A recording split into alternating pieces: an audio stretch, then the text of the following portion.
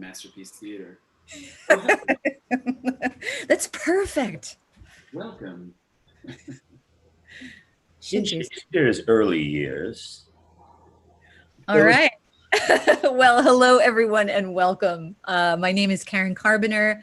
I am the president and one of the founding members of the Walt Whitman Initiative, a 501c3 nonprofit organization whose mission is to celebrate New York City's literary legacy and serve as an organizing center for cultural activism and poetry-related events, just like the one that you are going to enjoy today. Please follow us on Facebook and Instagram and tune in to our YouTube channel to explore more presentations in our Robust American Love speaker series. And if you like what we're doing, there are many ways to support our programs and initiatives. Please visit our website to find out how, or write to, and this is great, Walt at waltwhitmaninitiative.org, Walt himself. We decided to offer this speaker series, note the word speaker, not lecture, to present timely public-facing conversations on Whitman's life, work, and legacy. You'll hear conversations and enjoy presentations by teachers, poets, graduate students, artists, printers, neighborhood activists, you name it. They're not designed to be academic talks, but free, open, informal discussions that we end by inviting your questions for a Q&A afterwards. So please do insert your questions into the chat and we will try to get to them, or I should say Zach and Matt will try to get to them towards the end of the talk. So those of you watching on YouTube, please make sure you post your questions, as I said, sorry, I'm redoing myself here. And if you miss one of our events, you can always catch them on the Walt Whitman Initiative's YouTube channel. So if you go to YouTube, you can look us up, and all of our past broadcasts, as well as our recording of the 17th annual Song of Myself Marathon, are all up there on the YouTube channel, all free for you to enjoy. And as you know, waltwhitmaninitiative.org, that's our website. Just check out what we have coming up. Speaking of which, coming up next week on October 1st, we have artist John Ransom Phillips coming, and I will be speaking to him about Robust American Love, which is a watercolor series of 30 provocative Whitman quotations, accompanied by John's incredible watercolors. John put these on exhibit last year at Black Book Presents in Dumbo, Brooklyn. I curated the show, so John and I will be talking about those artistic interpretations of Whitman's words. John is really important to us. He's been super supportive of our efforts to landmark the house at Ryerson Street that Whitman lived in, Whitman's last remaining standing New York City residence. And we thank John very much for that. We thank him also for the logo for the Robust American Love presentation series, which is one of his pieces. So if you like that heart, please do come and check out that talk next week. And in 2 weeks, we've got Ted Widmer, who's also on the board of the Whitman Initiative and came out with a book called Lincoln on the Verge, which has been very, very well reviewed. We're really excited to welcome Ted on a talk, on a TED Talk. Hey, how do you like that? On October 8th. So be sure, again, live 6 to 7 p.m. on Thursdays, or you can watch them anytime at our YouTube channel. But today, you are here to hear something really, really special. And I am so happy to be here and be surrounded by such good friends. Matt and Zach have been friends for, well, they've been friends and I've been friends with them for a long time, and just so happy to see them during this whole crisis, to just see friendly, familiar faces and to have them come together to talk about their magnificent new publication, Every Hour, Every Atom, a collection of Walt Whitman's early notebooks and fragments, which is out now on the University of Iowa Press. If you're tuning in, you probably know Matt and Zach, but let me introduce them. Zach is an assistant professor of American Lit at the University of Idaho and a former Kluge Fellow at the Library of Congress. A specialist in the lost writings of 19th and 20th century authors, his work focuses on American periodical culture, bibliographic analysis, and digital archival archaeology. He is currently writing a book for Liveright on literary rediscoveries, thefts, and forgeries, and his articles have appeared in the Walt Whitman Quarterly Review and elsewhere. Zach, I think this is a super modest biography here. I will chime in here that I think the world knows you as the guy who discovered manly strength and training, and of course the novel, gosh, it's now failing me. Give me the title. Life and Adventures of Jack Engel, an autobiography. Jack Engel, just humongous discoveries in recent years. And that sort of changed Whitman's scholarship, changed, I think, American literary scholarship. So Zach, thank you so much for coming out from Idaho to join us today. Yeah, it's my pleasure. And we've got Matt here, who is an associate professor of English at Yeshiva University in Manhattan, where he teaches American literature and creative writing. Miller's previous Whitman study, Collage of Myself, Walt Whitman and the Making of Leaves of Grass, was published by the University of Nebraska Press. This is another super modest little biography, because that book, Collage of Myself, super important to me, Matt. I've talked about this so many times, and I feel like kind of set a precedent that's realized in this notebook publication. So shout out to Matt, who sits on the board of the Whitman Initiative and has been incredibly important with a lot of our public facing events. So Matt, so good to see you. Nice to see you too, Karen. All right, guys, I'm going to let you kind of get into this. And I guess, just from a public angle, maybe it would be nice to start with talking about how this collaboration started and, just the idea of two scholars working really closely on this. That's interesting to lots of us out there. So please begin with the human side. Why don't you start, Zach, since you were on the project before me? Okay. I don't know. Like, we got to begin at the beginning, but where is that? Matt and I met some time ago in New York. And I was already really like a big fan of his work. Collage of Myself was a really important book to me. And I think I sort of knew that Matt and I would be kindred spirits. But meeting Matt was really something else. At one point, he took me over to Queens where he lives, and he took me to the East River, and we had this good walk, and Matt was telling me about how he meditates there, and he was talking about the ebb and flow of the water, and this is what Whitman saw, and he even sent me home on the Fulton Ferry across the river. And it was just like such a powerful experience. It's one thing to read Whitman and to know Whitman and to care about Whitman, but to be in the place and to feel the same things was really something else. And Matt's also just a great guy. So I think it was inevitable that we were going to work together. I don't like where this project began. I don't really know. To quote Empire Records, who knows where thoughts come from? They just appear. I think that for me, working so closely with his notebooks involved having my nose in an academic press volume for a long time, until I think at some point it occurred to me that maybe there might be something better than that. And that's when I started talking to Matt about this. So, yeah, Zach was already well on his way when I came on board, and a significant amount of the work was already completed in terms of like the initial transcriptions of the main notebooks.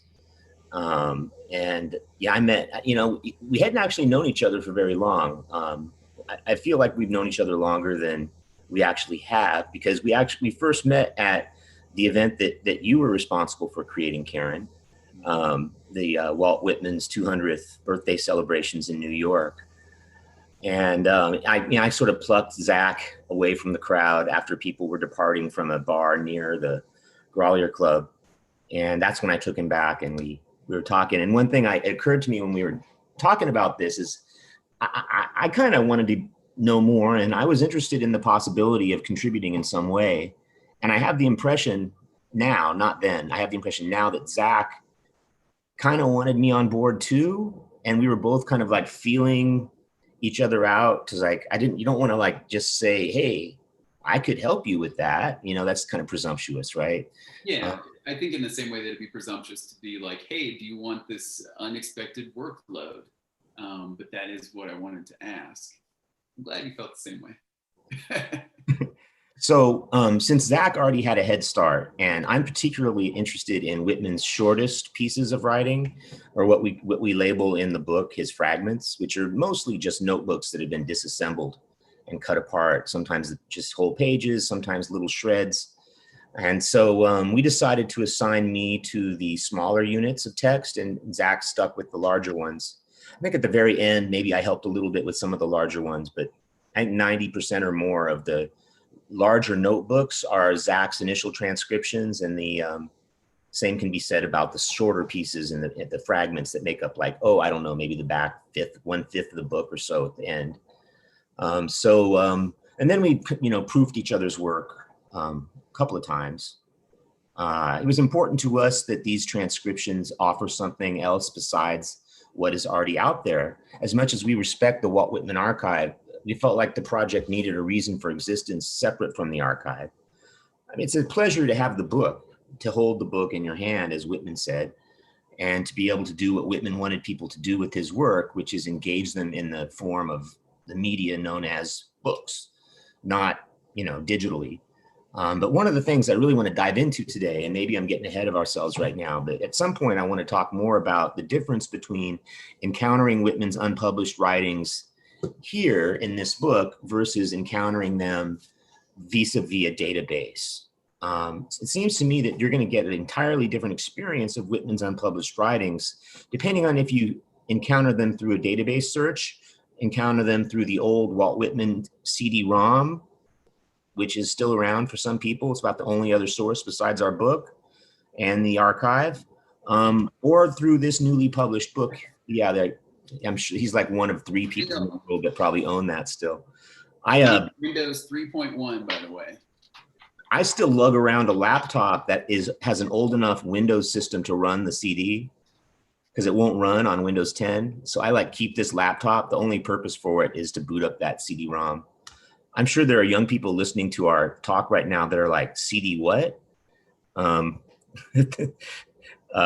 before the cloud and all. Yeah, anyways, now I sound really old. Anywho, moving right along. So what I think is important to note about the book is that it does present a new formulation of Whitman's writings, which I think is closer to how they were originally conceived and presented. Now, it's not as close as I'd like to get. I'm kind of going on and on here a bit, but let me say one more thing before giving it back to Zach. One of the first conversations that Zach and I had at my apartment, I think that might have been that very night that we just described, was what would be like our dream edition, right? What would be if we had limitless resources and a press at our disposal, what would be the perfect edition of, with Whitman's notebooks? And what I came up with, and I still want to do this, would be each notebook would be published separately as a miniature paperback, and all of them would be included together. And I'd like to see them in a box, kind of like Marcel Duchamp's box, where he kept all his notes in, the boîte en valise.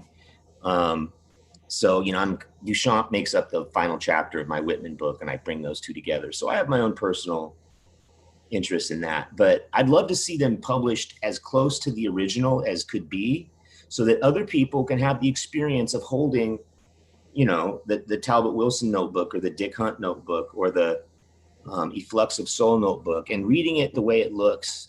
That would be a great thing to be able to provide to the Walt Whitman community.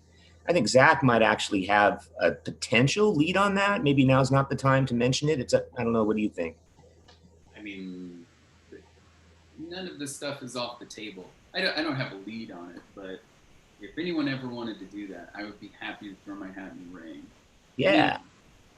I can say that, so for me, I think that the Walt Whitman Archive online, whitmanarchive.org, is always leading the way in these things. And so you can find a lot of these materials online as well in slightly different form, as well as everything. Photos of Whitman, the only known probable audio recording, scribal documents, his books, just everything. It's really overwhelming.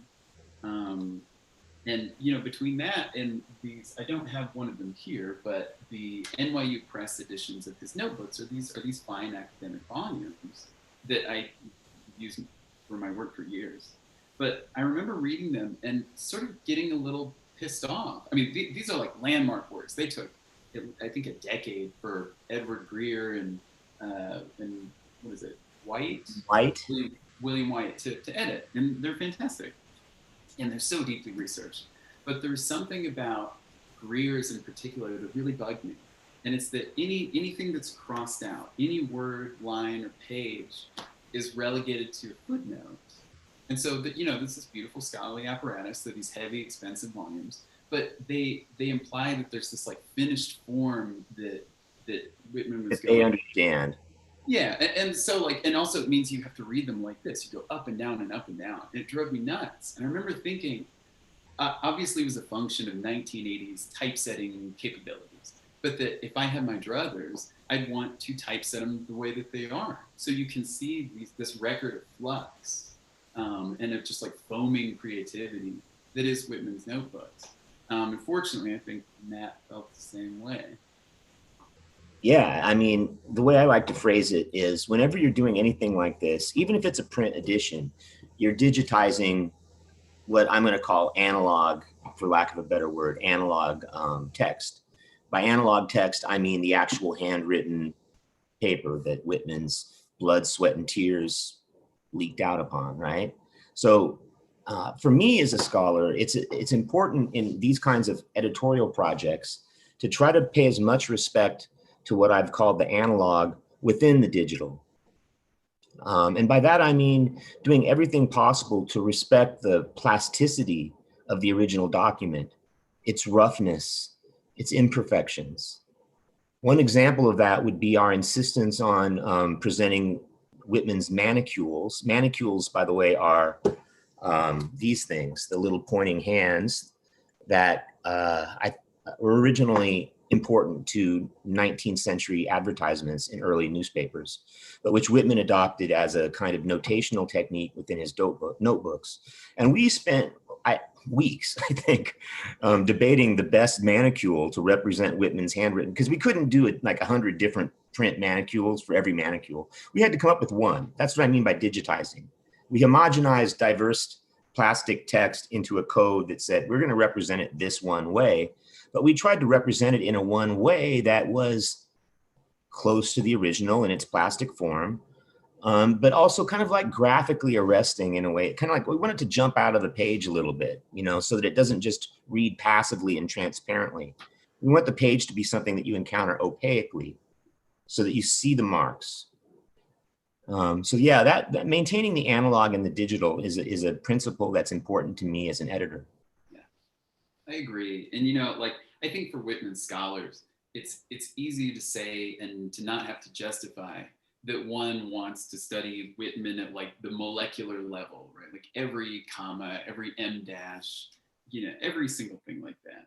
But I think, you know, in case there are those watching who are not confirmed Whitmanians, you know, you might be wondering why these notebooks? You know, we have Leaves of Grass, and we have Leaves of Grass, and we have Leaves of Grass. We have 6 editions plus reprints and other things that Whitman wrote, Specimen Dates, his autobiography, and much, much more. And I think for me, it's because these notebooks are so polygeneric. They're this place where there's just no rules. There's every privacy. You know, Whitman was very public and private in sort of like in separate ways. He had a real sense of how to build a public persona and maybe to change that public persona. I'm a newspaperman. Oh, I'm the true poet that Emerson called for. Oh, I'm the wizened, you know, old bard. But privately, he was always sort of working on himself and thinking through these things and developing internally. And I think this is where you get to see this happen. You know, there have been different words to describe these throughout the decades. Whitman's Workshop, the Whitman's laboratory. I think those are too clean of an analogy to describe what's going on here. These are like, yeah, I think Matt used the word inchoate at one point in your preface. There are these delightfully unformed, chaotic things that even now resist any kind of genre and are just full of beauty and joy. I mean, on the first page of the first notebook, Whitman writes, joy, joy, joy. They're just overflowing with this bountiful optimism and explosive creativity and real curiosity about everything around him. Yeah, I like the way that Zach just phrased that as a kind of, the notebooks as a kind of site of his negotiation of the contrast or tension between his public and private selves. Because you really see that, him struggling with how to present himself.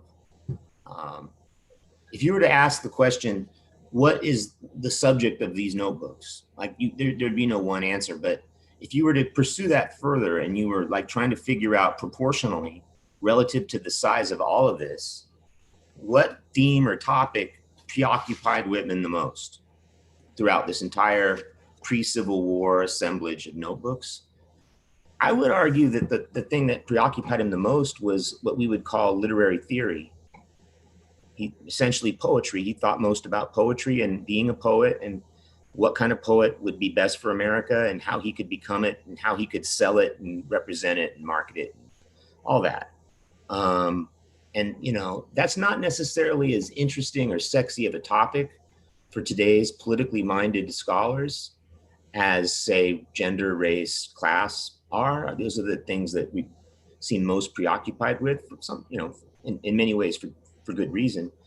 But I think that when we look at the notebooks through the lens of a database, or we're entering search terms and things are being put back to us based on our search terms rather than reading them from cover to cover, page by page, what that does is that it encourages what you might call cherry picking of the data. It encourages selective engagement with a very diverse range of texts, which can convince the user of the database that whatever she wanted to encounter is there.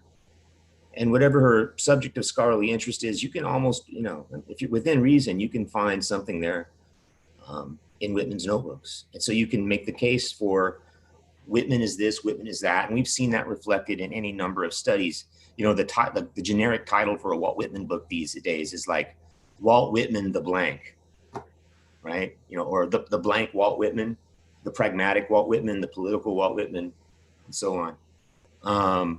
And you can find all those Whitmans in the database, in the notebooks when you go through the database to get them. But when you go through the notebooks the way they were originally conceived and written out, I think you encounter a very different Whitman, and different sets of interests rise to the surface. And the one that I think has received the least amount of attention proportional to how important it was to Whitman is what you might call poetic theory or literary theory.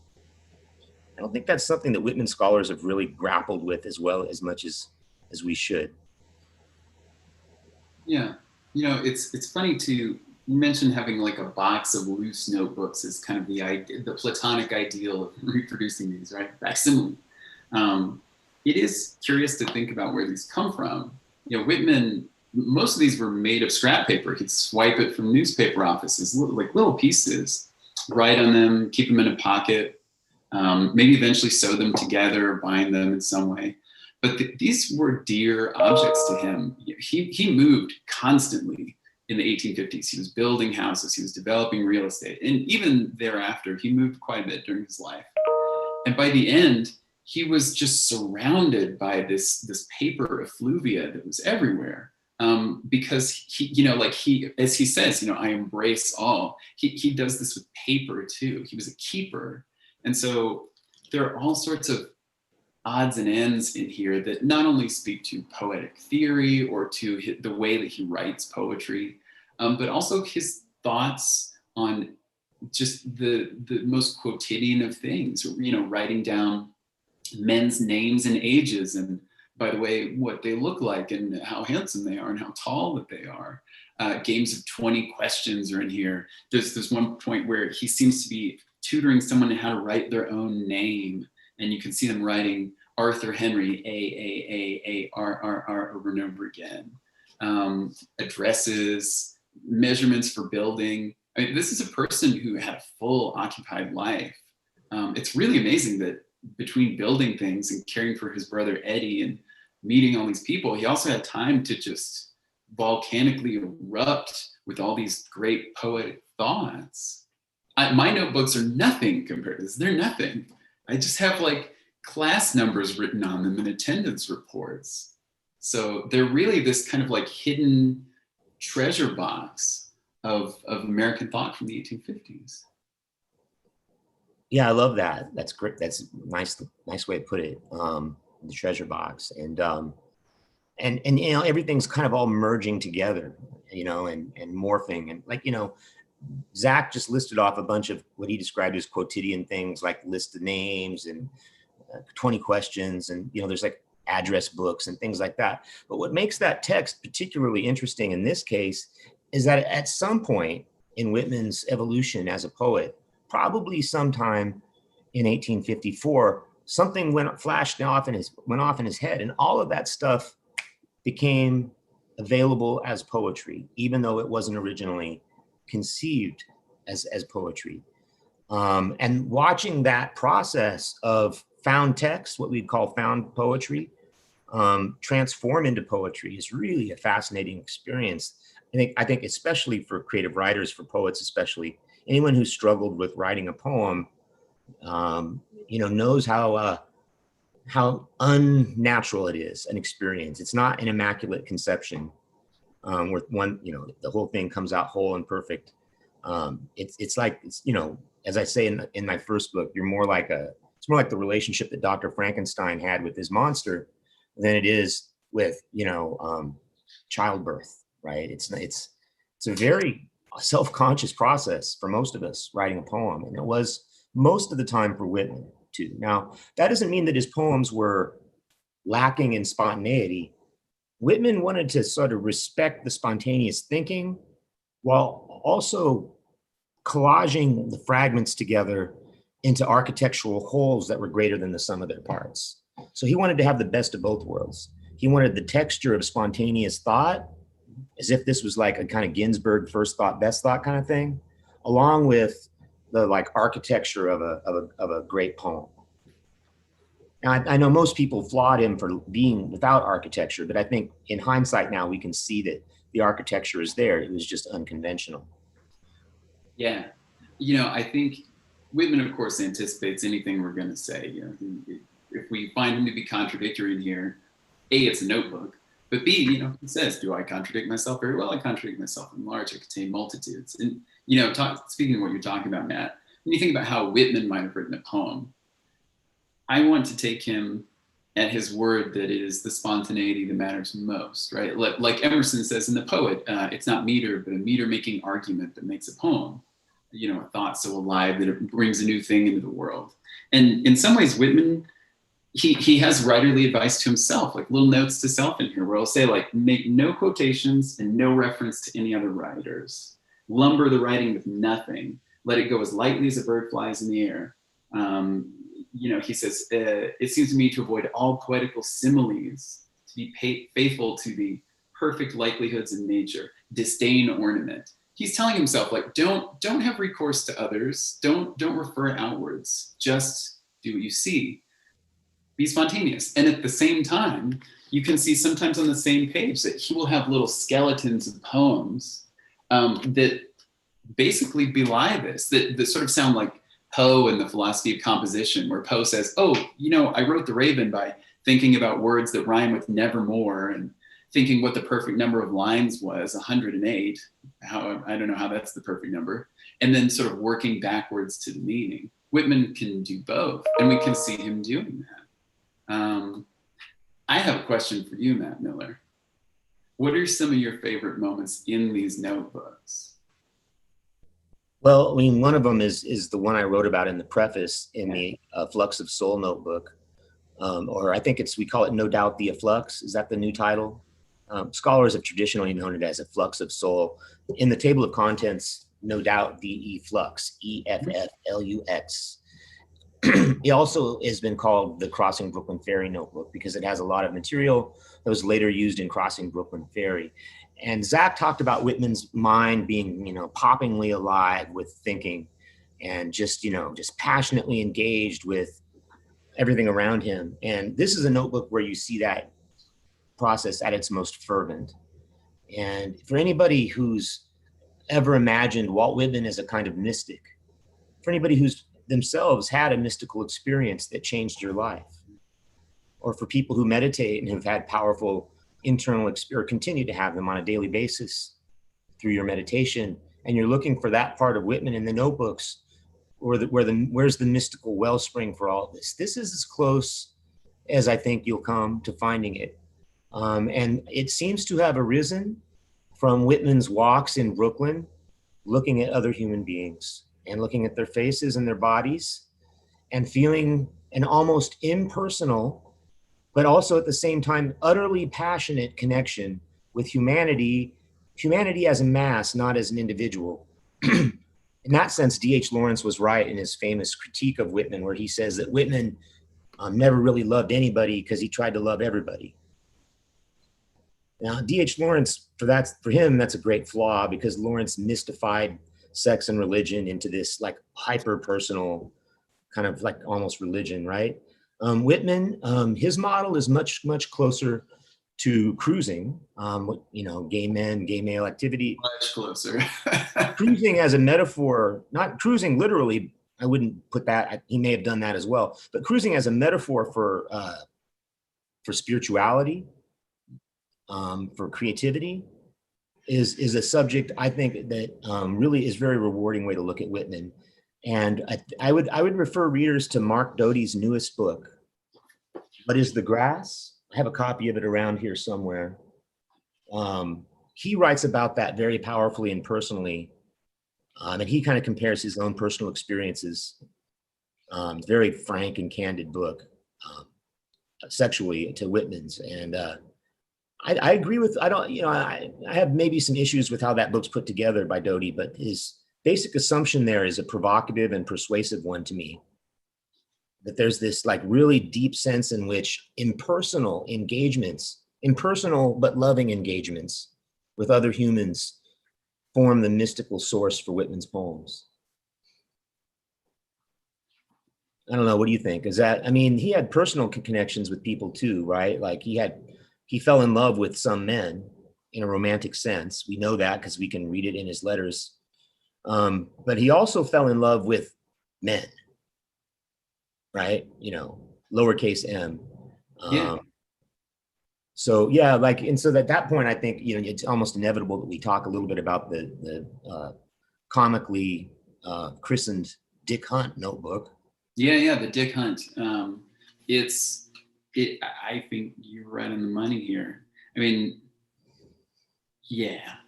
I was reading something by Charlie Shively recently, the late great Whitman scholar, who I wasn't there, but I believe said at the 1992 centennial of Whitman's death, he read a passage from Song of Myself and said, now doesn't that sound like cocksucking? Just something about that. I think it really was a very zesty thing to read Charlie Shively again. And I think that when you read the Dick Hunt notebook, there is not, reaching up to the beard, reaching down to the feet. You can't kind of work out the geometry there in this book. But this, among many other things, besides having his poetry, his prose, and his, games of 20 questions and his poetic theory, has a very long list of names. Some of them have addresses. A lot of them have ages. Some of them have like really very funny kind of like 19th century sounding nicknames like beeswax or victory or like beans. There's just so many policemen and rope makers and carpenters and framers. And many of them are described physically as well. And there's maybe a couple women in this list. I mean, make of it what you will, but it's really striking. Hundreds and hundreds of men. And I only remember one woman myself. Maybe there's a second that I forgot. Why? I mean, obviously, yeah, he's gay, but it's not like gay men don't see women, you know, I mean, but he was particularly preoccupied with public engagements with men. How personal all those engagements were, it's hard to say. But he must have known many of them somewhat personally if he knew their ages. You know, yeah, he also seems to be writing from memory. So I think a great thing about getting to look at these notebooks again, at the very least the images, is that you can see his pencil and pen marks. You can see everything. And for the most part, it's not like every line sort of varies, like some are ink, some are pencil, some are dark pencil, some are light pencil. This all seems to be something that he wrote in a few goes. And so he has this really capacious memory for all these people. It's already just sort of admirable in itself. But he just knows so many of these men who he seems very close to or fond of. These are friends or acquaintances or, like, you know, people he is attracted to or lovers, we can't tell. Let's linger on that point for just a second, Zach. Yeah, I'm going to turn it right back to you, but I just wanted to explore that for just a moment, a little more. It's like if there are anybody with scholarly aspirations for Whitman listening, I think Zach, you know, kind of put his finger on something that would be, I think that would reward that interest is the fact that so many of these names seem to have, and descriptions were written all at one sitting. I've never thought about that before, Zach. That's a really interesting point. I think there's some important ramifications of that in terms of Whitman's biography. I mean, he kept in his memory banks, immediate memory, dozens, if not hundreds of names, ages, and descriptions of almost exclusively men that he could just recite at will. How many of us could do that? I mean, I can barely remember my mom's age. I'm terrible. But, you know, Whitman was like great at that kind of like personal touch stuff. It was obviously important to him to always refer to everyone he could as personally and intimately as possible. That's why he kept track of their ages and their characteristics. Yeah, and for what it's worth, most of the ages are 25 to 45, so, you know, make of that what you will. There's one entry in that notebook that I know Zach and I have talked about that I just can't, I wonder about it often. Do you want to talk about, you know what I'm talking about, Zach? Yeah, go ahead, you should do it. You want me to do it? All right. Yeah, there's one entry which I just can't get my head around what he was saying. Zach, do you remember the name of the person? It's presented as either a nickname or a description so that he remembers who this person is. But the word that's included with the name is Hermaphrodite. So-and-so, John Smith, Hermaphrodite. What was he saying by that? Like, what does that mean? I've thought about that a lot. And after thinking of it a lot, my best guess is that was some kind of a euphemism for some kind of sexual identity that's now lost to us. For example, like through the excellent scholarship of, Christine Stansell, and her article, we now know that Walt Whitman, that the word counterjumper was a euphemism most likely for effeminate gay men who could be picked up, you know, like working at a bar, right? And so I have a theory that this use of the word hermaphrodite wasn't literal, but was another euphemism along the lines of counterjumper. What it means, we can only guess at, but that's my best guess. Yeah, it's fascinating too. I mean, whatever it means, whether he's referring to somebody who is like intersex or what we now think of as trans, somebody who like dresses as a woman who's a man. It's hard to know, and the precision of language for this sort of thing in the 19th century is not going to be very great. But it's curious that he can embrace so much non-judgmentally.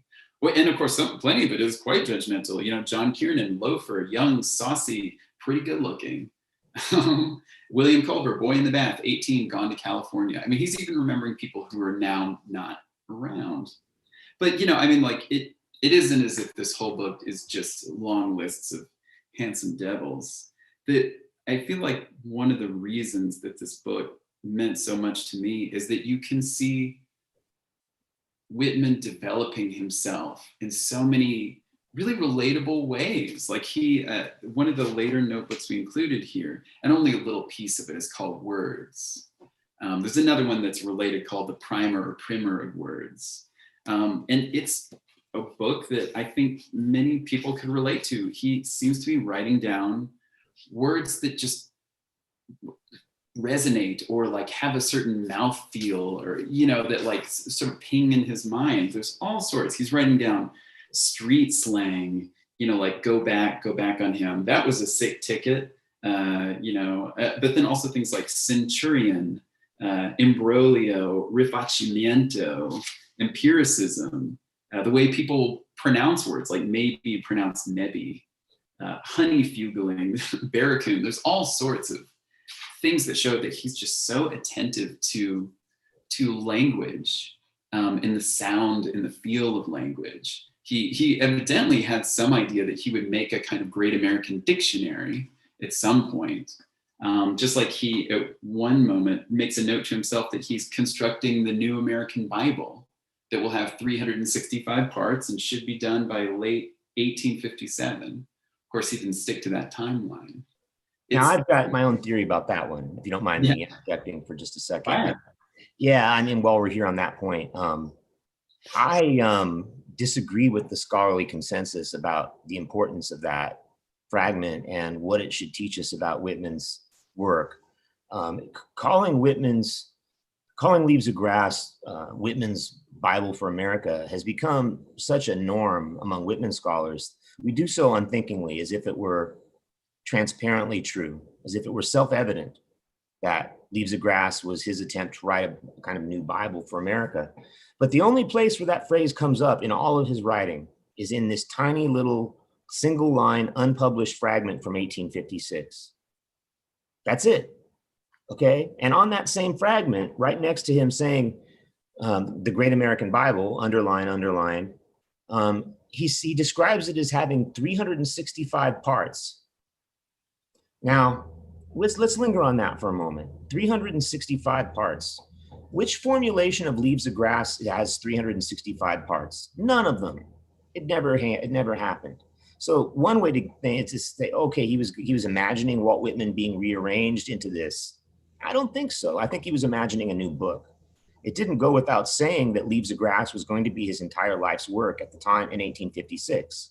We can project, in retrospect, we know that he stuck with Leaves of Grass as his containing vehicle for all of his poetry. But at the time when he wrote that, he didn't know that. So it's more likely, it seems to me, that he was conceiving of his next book or a new project. It might not have even been a book. He says he talked about a prayer book in another notebook from 1856. He talks about a book of prayers. He compares it to the Elizabethan book of daily prayers, like a calendar of prayers. And that could have been it. That sounds 365. That sounds more like a calendar to me. So maybe this was actually his calendar of prayers project being recast. And that is his thought about, that's all we got for that whole. It amazes me that we have this entire edifice, scholarly edifice, built around the idea of Leaves as the Bible, when it's just this 8-word scrap. Now, certainly there are examples of Whitman describing his poems in biblical terms, for example, in the 1855 preface and elsewhere, but none of them use that exact language. It's one thing to say that Whitman had some kind of general spiritual intent akin to like biblical writing, or that his lines are influenced by the Bible, although that's not for sure either. He had other examples he could have used, like Martin Tupper. But I just think these notebooks, to kind of step back, they give us this opportunity to question truisms and to look at the basis for assumptions about Whitman that we all live with and accept, and to rethink them and see if we really agree with them. Because this is where a lot of them came about. This is where they first were formed. And you see the raw data, so to speak, in this new project that Zach and I put together. Yeah, absolutely. You know, oh, by the way, his projected date was 1859. He was writing in 57. So yeah, 2 years to finish up his 300. It was 57, my mistake. I said 56. Sorry about that. But I think, again, and I think something that Matt helped key me into, because I have never seen any of these notebooks in person. I've not held them. I've not touched them with tweezers. I don't know that that's even something you can do as a researcher anymore. Some of these in World War II were actually stolen off a train. So I mean, they're very valuable, and I think that even considering security protocols of the Library of Congress and other places, I don't think you can interact with these in that way anymore. And that was really good about reminding me the physicality of these things, that they lived in his pockets, they lived on his floors, that he, in one case, he writes a note which begins with the phrase "poet of materialism," by the way, on the back of a piece of wallpaper. You can see it right here. Like, it's literally like, you know, his on the back. It's at Duke now. It's taped together, and he was writing about the poetry and poet of materialism, or like his notebook, which is this 81 Clermont, that includes a bunch of pencil sketches, almost certainly not by Whitman, of Whitman and some associates. And some of them are really kind of stunning. There are pictures of Whitman looking very tussled, yeah, as he did around the late 1850s. There's some that make him look kind of like a drunk or a wino. Some that probably are not him. It's just so fascinating to see him in the mix and still becoming this person that he sort of set out to be, whoever that is. and that's a great example of that plasticity that I was talking about earlier. You know, the analog within the digital. The press was kind enough to allow us to include a number of fairly expensive like images, but the ideal encounter would preserve all the images. Yeah, I think everyone at Iowa Press is a candidate for sainthood, because Yes. just the create. So I definitely did not think about this ahead of time, but the creation of this book involves some upfront labor, but a lot of it was sort of end loaded. That sort of proofing the typography of this book was a near infinite task. I had no thought of that until the time came that we would have to go over every period, every line break, anything. I mean, Matt and I think we were texting or on the phone or emailing every day for, it was like 100 straight days, just over anything. Like if this is a period, not a comma, that's a text. Should they be N dashes or M dashes? That's quite the text. What should the manicule look like? That's a big text. All of this, the fidelity to what Whitman does really mattered to us. And not just because Matt and I are perfectionists, but because I think that this is one of the ways you move scholarship forward, is by trying to do what couldn't be done before. You know, Edward Greer couldn't typeset like this. It would have been an insane task in the 80s. Even now, it was very difficult. And I think that Matt's right that this sort of book looks forward to other projects of even grander scope. And to piggyback off of that comment, to give you one example of the scholarly ramifications of maintaining the analog and the digital and maintaining all those graphical oddities, just a really quick story that I think illustrates that really well. For a long time, when we didn't have those with respect to the notebook many people have called the most important notebook, the Talbot Wilson notebook.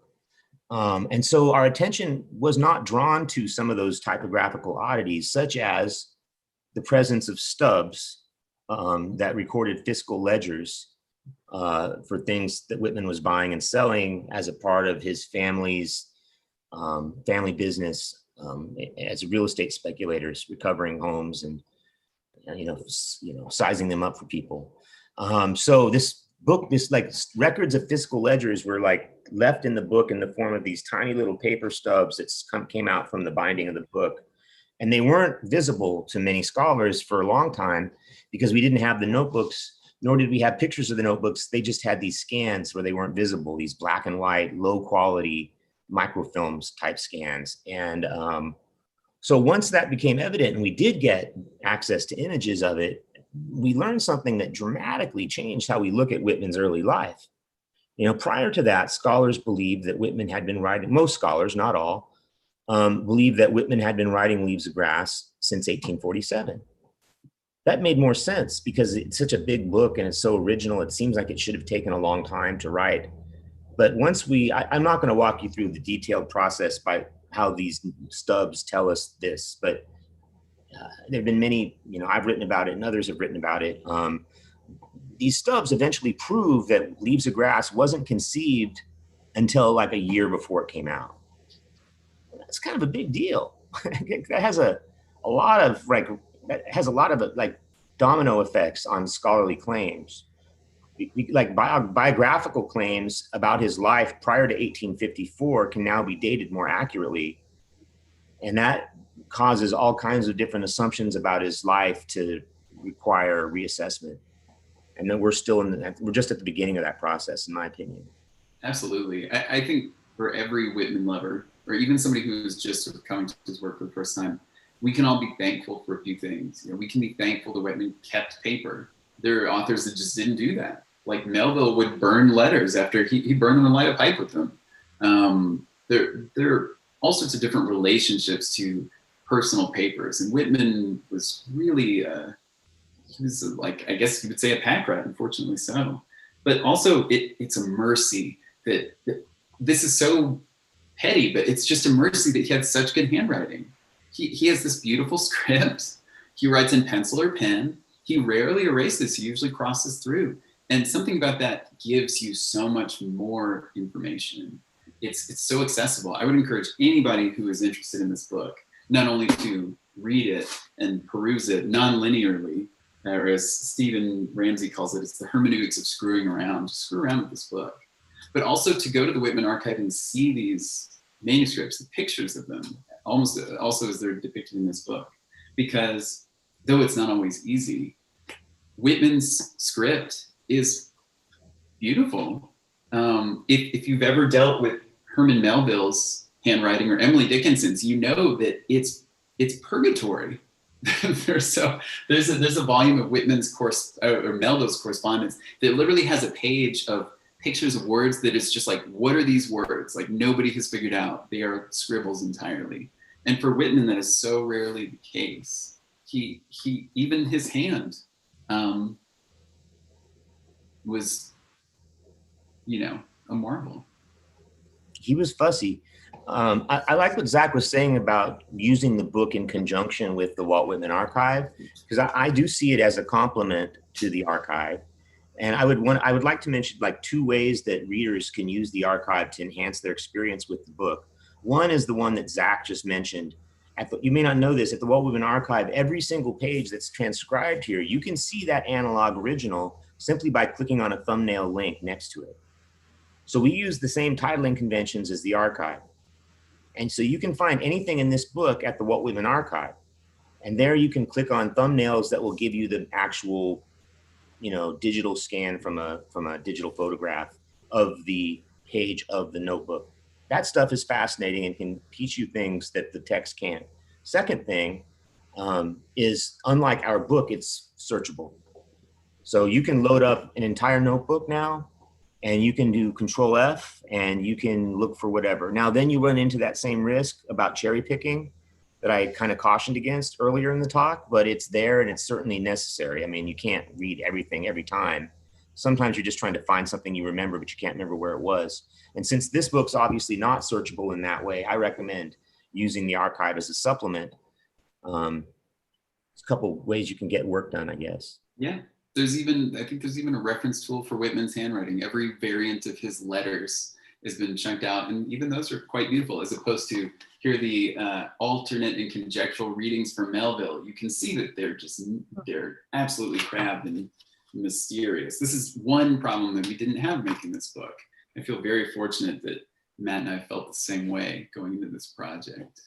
Yeah, his handwriting becomes very clear when you spend some time with it. It's strange how clear it is. Like simple little characters actually convey a lot. And like Zach said, like the vast majority of this stuff is in fact transcribable. There's like a sleuth-like pleasure to solving a riddle or a puzzle, to decoding what Whitman says. There's this like kind of snap, this pleasure that you get, similar to like when you figure something out or put the last piece in a table puzzle. That made the project a lot more enjoyable. Absolutely. With that, maybe I'm going to emerge from my silence. I've been transfixed, guys. and haven't wanted to interrupt. Thank you so much for so much. And actually, as somebody who's handled some of the notebooks at the Library of Congress and also at the Huntington in California, I can also say that you're not giving yourself enough credit for being interpreters to these really difficult little books, because as beautiful as they are, and I agree, Zach, that the handwriting is better than a lot of others, they're really hard sometimes to make sense of. So even if, and I appreciate this idea of publishing small versions of them, you know, and I think most Whitman scholars have this real connection with the text that Whitman so valued. It would be so cool, right, to actually hold it and to be able to page through it. But still, you know, like I'm thinking, Matt, of the things that you've done with those missing pages, just like realizing the text that's not there. So I think one of the great values of your book, guys, Every Hour, Every Atom, is that it presents a lucid interpretation of these very complex treasures, right? Treasure troves, as you've talked about, there's so much in them. But it's often really hard to make sense of them. And my pleasure in looking at your book is how neat it all is. I mean, you all went through this. I can't believe you did it that quickly, actually. And if we had more time, I'd love to hear about the process, because I think, Matt, weren't you working? You guys were both teaching while you were doing this, right? Yeah, I taught summer school too. So I went straight from my spring semester 3-course load to my summer school course load, and I was working on it all at the same time. It's at the same time as I take care of my wife who has healthcare needs. So yeah, I was pretty busy, but I like staying busy. I'm happier when I'm busy. Keeps me from thinking about things like Ruth Bader Ginsburg. Well, you're bringing up the fun element of the book, and I agree that's the way to go. But it's also this huge responsibility, right, to actually try to make sense of it. And I'm reminded of the times that I'm reading, like the New York University, transcriptions of the notebooks, and you're like, really? Is that it? Like, does that make sense? But what you've done with this is made it so clear, and as you have talked about, used modern technology to its utmost to really represent what you could in material form exists in those books. Maybe I could just throw in one question. Do you guys mind? I know we only have like 2 minutes, but I just wondered about your term early and like what your idea was for cutting it off at early. Because of course I would love to see you do this with lots more of Whitman's work. I think this is an incredible team here, this editorial team you've developed, but you picked and chose particular notebooks to do. Why these? Well, I mean, there are a couple sort of parameters we had to work with. One was that, a U Iowa paperback can only be so big. Like we really couldn't be entirely comprehensive no matter where we drew the line. Is that really true? So it was actually the limitations of the press that limited? That's not the only, but that is the thing we had to consider, is that beyond a certain point, you can't expand it further without beginning another volume, which, by the way, I'd be happy to do. So if anyone wants to encourage U Iowa to make another of these. But I think the other was that we saw the Civil War and Whitman going to Washington as one kind of natural line. Because the content and tone of those notebooks changes dramatically. They are very different. Whitman has to sort of grow up really fast. He sees a lot of things that really test his idea of democracy in America. And also, Whitman did in his lifetime publish a number of those notebooks relatively unaltered in memoranda during the war, and then later they were excerpted in specimen days. So the sort of line of the Civil War kind of felt like a natural watershed at which to stop. But Matt, I know you have thoughts as well. Yeah, I mean, you have to pick a dividing line somewhere, and the Civil War makes a good one for a number of reasons. The reasons that Zach just gave. It also tracks with, like how survey courses are often divided. And it tracks fairly well with an even distribution of his notebooks should there be a second edition. We wouldn't want like one edition to be 800 pages and one 200 pages. So yeah, it made sense to us. And the tenor changes so dramatically with the Civil War too. You know, one thing I don't quibble with about Whitman scholarship is the notion that the Civil War was the pivot in Whitman's thinking, the central event of his life and of his book. So stopping there and hoping for a second volume to do full justice to those Civil War notebooks, which we didn't want to try to cram in at the end. That would make it seem like the Civil War was like less important, and that's not the case. So yeah, hopefully we'll get a second volume and we'll include everything from 1865 to 92, and then we'll be done with this project anyway. Yeah, or even just the Civil War notebooks would be a great follow-up volume to this, right? To just like get them out there. Matt and Zach, thank you for an incredibly rich conversation about the mysterious foreground of Leaves of Grass. I wish I could crawl into your headspace to get what you got from looking so closely at these formative notebooks. Surely there are answers to a lot of the mysteries. I feel like you talked as much about answering questions as developing new ones, which is really exciting and a reason to open up this book. So I'm encouraging people to step out, I guess not step out actually, to go online these days and check it out at University of Iowa Press. Matt and Zach, thank you so much for the show, and good luck with the book and the next project, man. It's great seeing you two. All right. Thanks for having us. Great to see you as well. All right, guys. Stay well. Take care. Bye, everybody. Thanks for tuning in.